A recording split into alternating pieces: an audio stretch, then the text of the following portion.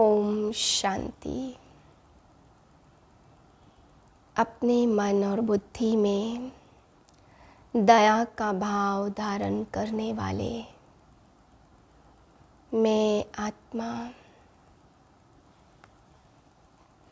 रहम दिल आत्मा हूँ, मास्टर दाता हूँ, सर्व की समस्याएं दूर करने वाली हूँ।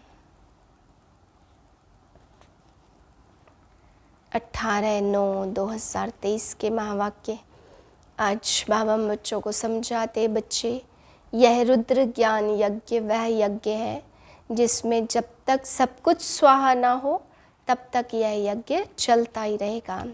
बाबा ने कहा इसमें सारी पुरानी दुनिया की आहुति पड़नी है, तब एक नई दुनिया आनी है। फिर बाबा संशय और निश्चय के लिए बता रहे हैं कि कई बच्चे हैं जो सुबह को कहते हैं हमें निश्चय है और शाम को कहते हैं हमें तो संशय आ गया। तो बाबा कहते बाबा भी माया को कहते खूब गर्म हो जाओ। बाबा भी ये नहीं कहते कि ठंडी हो जाओ। बाबा भी कहते खूब तूफान लाओ, चेक तो करो ये बच्चे कितना निश्चय में रहते हैं। क्योंकि बाबा कहते हैं जैसे ही निश्चय के बजाय संशय आता है तो फिर गिरावट में चले जाते, फिर बाप को भी फारकती दे देते हैं। बाबा कहते हैं ऐसे बाप का बन करके आश्चर्यवत फिर बनंती कथनती सुनावंती, फिर बाबा ने कहा गिरंती, और फिर वो बच्चा भागंती हो जाता है। तो बाबा कहते ऐसे नहीं माया तुमको थप्पड़ मार दे और तुम फिर ग्रस्त में जा कर के फंस पड़ो। बाबा कहते बच्चे ऐसे ऐसे जोड़े आएंगे जो ऑटोमेटिक ही पावन बनेंगे। कोई यहाँ से गया तो भी क्या कहना है, ड्रामा की भावी। और बाबा कहते हैं ऐसी सी आत्माएं अंत में आएंगी, यह झाड़ वृद्धि को पाना ही है, जो दोनों ही जोड़े पावन बन करके ज्ञान चिता पर चढ़ करके सतयुग की स्थापना में मददगार बनते हैं।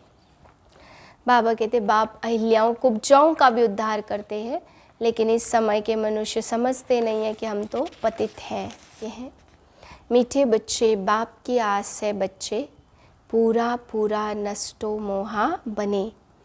जब पक्का वायदा करे बाबा आप हमारे हम आपके, तब सच्ची प्रीत जुटे। प्रश्न है रुद्र शिव बाबा द्वारा रचे हुए यज्ञ और मनुष्यों द्वारा रचे हुए यज्ञों में मुख्य अंतर क्या है? उत्तर है मनुष्य जो भी यज्ञ रचते उसमें जो तिल आदि स्वाहा करते वह मैटेरियल यज्ञ है। बाप ने जो यज्ञ रचा यह अविनाशी ज्ञान यज्ञ है। इसमें सारी पुरानी दुनिया स्वाहा हो जाती है। दूसरी पॉइंट है वह यज्ञ थोड़े समय तक चलते और यह यज्ञ जब तक विनाश ना हो तब तक चलता रहेगा। जब तुम बच्चे कर्मातीत अवस्था तक पहुँचेंगे तब यज्ञ की समाप्ति होगी। गीत है निर्बल से लड़ाई बलवान की। ओम शांति। अभी यह बच्चे जानते हैं कि इनको पाठशाला भी कहेंगे और ज्ञान यज्ञ भी कहेंगे।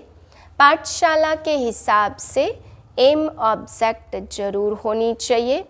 अभी यह यज्ञ का यज्ञ भी है और पाठशाला भी है। यह रुद्र ज्ञान यज्ञ है, वे लोग इनकी कॉपी करते हैं।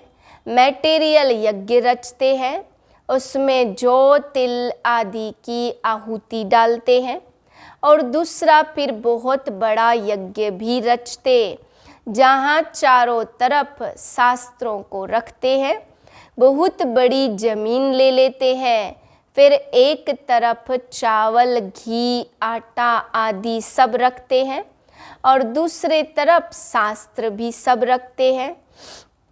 जो शास्त्र मांगो वह सुनाएंगे, फिर वहाँ यज्ञ में स्वाहा भी करते रहते हैं। बाप कहते यह रुद्र तो मेरा नाम है, कहते भी हैं रुद्र भगवान ने ज्ञान यज्ञ रचा था, उनका नाम पड़ गया रुद्र ज्ञान यज्ञ। जैसे नेहरू के बाद नाम रखते नेहरू मार्ग, नेहरू पार्क आदि। अब रुद्र तो है भगवान शिव, उसने ही रुद्र ज्ञान यज्ञ रचा है। इस यज्ञ में सारी पुरानी सृष्टि की आहुति पड़ती है। यह कोई की बुद्धि में थोड़े ही होगा। कितनी बड़ी सृष्टि है, कितना दूर दूर शहर है, सब इस अविनाशी ज्ञान यज्ञ में आहुति पड़ जाएंगे। पुरानी दुनिया का विनाश तो जरूर होना है, फिर नई दुनिया बन जाएगी। विनाश होने में नेचुरल कैलेमिटीज भी मदद करती है। तो यह है राजस्व अश्वमेध अविनाशी ज्ञान यज्ञ। अविनाशी माना जब तक विनाश हो तब तक यह यज्ञ चलता रहे। ऐसा यज्ञ किसका भी चलता नहीं है। बहुत में बहुत 1 मास चलाएंगे, गीता भी 1 मास सुनाते। अब बाप समझाते, मैंने यह ज्ञान यज्ञ रचा है। यह है राजस्व अश्वमेध, यानी तुम्हारा जो रथ है उनको स्वाहा करना है, बलि चढ़ाना है। उन्होंने नाम दूसरा रख दिया है। दक्ष प्रजापति का यज्ञ दिखाते हैं, उसमें घोड़े को जलाते हैं। बड़ी कहानी है। बाप समझाते, यह है मेरा अविनाशी ज्ञान यज्ञ। अविनाशी द्वारा अविनाशी यज्ञ ऐसे नहीं कि सदैव चलता रहेगा। जब सारी दुनिया के स्वाहा होने का समय आए तब तक यह यज्ञ चलना है, क्योंकि बाप है ज्ञान का सागर। भक्ति के तो ढेर शास्त्र है, ज्ञान का सागर बाप है, तो जरूर उनके पास नया ज्ञान होगा। बाप अपना पूरा परिचय देते और फिर सृष्टि चक्र कैसे फिरता यह भी समझाते हैं, जिससे आत्मा त्रिकालदर्शी बनती है। त्रिकालदर्शी पने का ज्ञान और कोई दे न सके। एक तो ज्ञान को धारण करना है, दूसरा तुम बच्चों को योग बल से विक्रमाजीत बनना है। जन्म जन्मांतर के पापों का बोझा जो सिर पर है वह जलने में टाइम लगता है। कितने वर्ष हुए हैं तो भी कर्मातीत नहीं हुए। कर्मातीत अवस्था जब आती है तब यज्ञ भी समाप्त होता। यह बहुत बड़ा भारी यज्ञ है। आसार भी देखते हो, तैयारियां हो रही है। आगे चलकर तुम देखेंगे नेचुरल कैलेमिटीज़ की भी तैयारियां हो रही है। कभी जोर से फ्लड्स होंगे, कभी अर्थक्वेक, कभी फैमन अकाल पड़ेगा। वो लोग तो गपोड़े मारते हैं कि 4 वर्ष का प्लान बनाया, फिर अनाज बहुत हो जाएगा। अरे खाने वाले मनुष्य भी तो बहुत जाजती हैं। सिर्फ मनुष्य थोड़ी, टिड्डियाँ मक्कड़ आदि भी तो खा जाते हैं। फ्लड्स आते हैं, बहुत नुकसान कर देते हैं। यह बेचारों को पता नहीं पड़ता। तुम जानते हो फैमन आदि पड़ना जरूर है। आसार दिखाई पड़ते, थोड़ी लड़ाई लग जाए तो अनाज आना ही बंद हो जाए। आगे लड़ाई में कितने स्टीमर्स डूबे थे, 1-2 का बहुत नुकसान किया था। तो बाप कहते 5000 वर्ष पहले भी यज्ञ रचा था और तुम राजयोग सीखे थे। यह यज्ञ रचा जाता ब्राह्मणों द्वारा। गीता में तो लड़ाई आदि की बातें लिख दी है, संजय आदि भी है। यह सब है भक्ति मार्ग की सामग्री। यह भी अविनाशी है, फिर तो भक्ति मार्ग में वही सामग्री निकलेगी। रामायण आदि जो भी शास्त्र निकले वह सब निकलेंगे जिन्हों की राजधानी चली है। अंग्रेज़ आए, मुस्लिम आए, यह सब होकर गए, फिर से आएंगे, फिर भी पार्टीशन होगा। इन बातों को तुम जान सकते हो, तुम्हारे में भी नंबरवार है। कोई तो कुछ भी नहीं जानते तो बाप समझाते कितने यज्ञ रचते हैं। श्री कृष्ण का वही चित्र सतयुग में मिलेगा, फिर कभी मिल न सके। वह नाम, रूप, देश, काल सब बदल जाता। ऐसे नहीं कि तुम कहेंगे पहले से क्यों नहीं रूप दिखाया, नहीं, ऐसे थोड़े सब पहले से ही बता देंगे। तुम कहेंगे पहले से यह ज्ञान क्यों नहीं देते थे, एक ही रोज में क्यों नहीं ज्ञान देते, परंतु नहीं, यह ज्ञान का सागर है, आहिस्ते आहिस्ते सुनाएंगे ना। ऐसे थोड़े सब एक ही टाइम में पढ़ लेंगे, नंबरवार पढ़ेंगे, पढ़ाई में टाइम लगता है। इसका नाम ही है अविनाशी रुद्र ज्ञान यज्ञ। तो जरूर इस अविनाशी यज्ञ से ही स्वर्ग बनाया होगा। बाप कहते मैं आता ही हूँ कल्प कल्प के संगम युगे। उन्होंने भूल कर दी, टाइम बदल दिया तो लाखों वर्ष लिख दिया। यह भी गपोड़े लगा दिए, कलाएं कम होती जाती है, इसलिए अब इसको भ्रष्टाचारी विशस दुनिया कहते हैं। पुरानी खत्म हो, नई दुनिया स्थापन होगी। अब एग्जीबिशन, प्रदर्शनी आदि की ओपनिंग किसी बड़े से करानी होती, मदद तो लेनी पड़ती है ना, उनको फिर थैंक्स दी जाती, बधाई देने के लिए तार दी जाती। तो कितने बड़े बड़े टाइटल अपने ऊपर रखवा दिए हैं। श्री श्री का टाइटल भी रख लिया।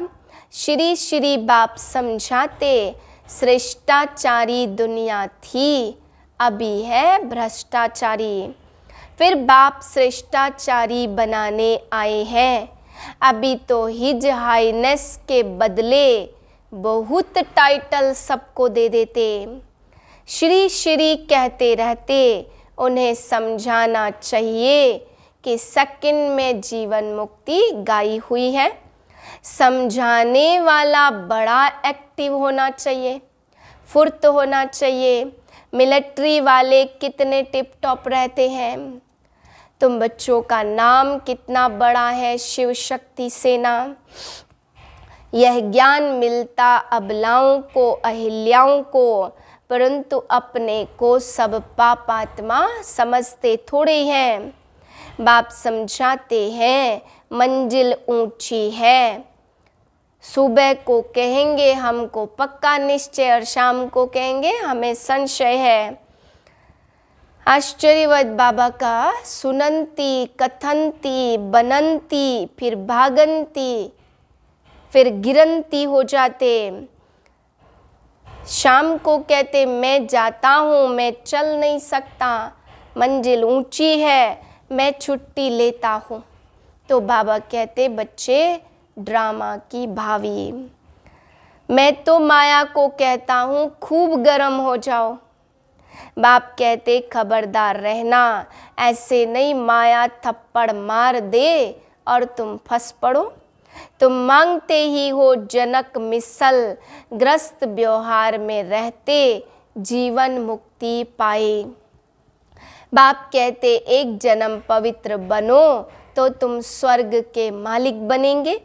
मनुष्यों की जहर से कितनी दिल है, चलते चलते गिर पड़ते हैं। हम शादी करना नहीं चाहते तो गवर्नमेंट कुछ कर नहीं सकती। समझा सकते कि हम पतित बने ही क्यों हैं, जो पुजारी बन सबके आगे सिर झुकाना पड़े। मैं कुमारी हूँ तो सब मेरे आगे सिर झुकाते हैं, तो हम क्यों ना पूज्य रहे। बेहद का बाप कहते पवित्र पूज्य बनो। एक ही राजयोग का इम्तहान है, कितना चढ़ते और कितना गिरते हैं। हर एक अपना अपना पार्ट बजाता, रिजल्ट फिर भी वही रहेगी जो कल्प पहले हुई थी।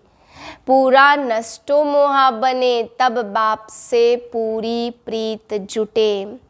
बस हम बाबा को ही याद करेंगे, स्त्री पुरुष दोनों पवित्र बने।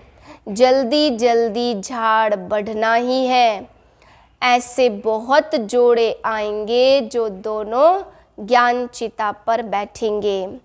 अच्छा मीठे मीठे से किलदे बच्चों प्रति माता पिता बाप दादा का याद प्यार, गुड मॉर्निंग।